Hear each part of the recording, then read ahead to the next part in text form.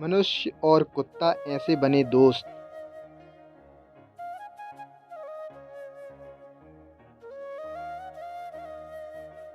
कुत्ते का एक छोटा सा पिल्ला अपने माता पिता के साथ जंगल के पास रहता था।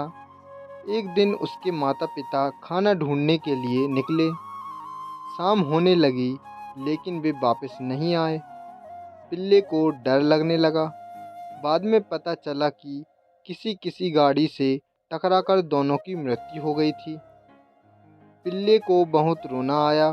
उसे मम्मी पापा की याद आ रही थी। रोता रोता वह जंगल की ओर चल पड़ा। तभी उसे एक हिरण मिला।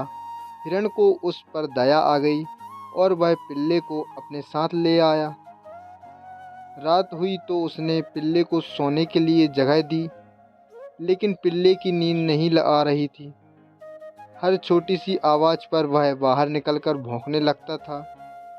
हिरण को इस बात पर गुस्सा आया। उसने कहा, अगर तुम ऐसे ही बार बार बाहर जाकर भौंकोगे तो शेर को पता हमारे बारे में पता चल जाएगा। वह आकर हम दोनों को मार देगा। पिल्ला चुप तो हो गया, लेकिन उसके मन में एक ही विचार आ रहा था, हिरण शेर से डरता है, इसलिए मुझे शेर के पास रहना चाहिए। अगले दिन वह शेर के पास पहुंचा। उसने शेर को अपनी कहानी सुनाई। उसने शेर से प्रार्थना की वह उसे अपने साथ रहने दे। शेर को पिल्ले पर दया आ गई। वह राजी हो गया। रात को फिर वही हुआ। पिल्ला बार बार भौंकने लगता था। शेर को गुस्सा आ गया।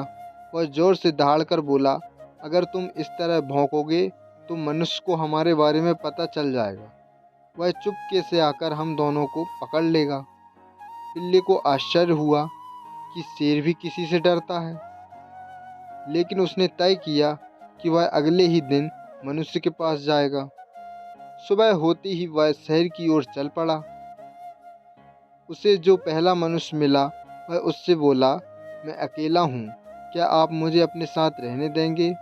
मनुष्य ने जब उसके माता पिता के बारे में सुना तो उसे पिल्ले पर दया आ गई। वह पिल्ले को अपने घर ले गया। रात हुई और पिल्ला अपनी आदत के अनुसार बाहर जाकर भौंकने लगा।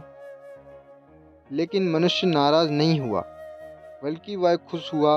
वह अब निश्चित था कि यदि कोई चोर उसके घर में आएगा तो कुत्ते से डरकर भाग जाएगा। साथ ही कुछ गड़बड़ होगी तो कुत्ता भौंकेगा और उसकी नींद भी खुल जाएगी।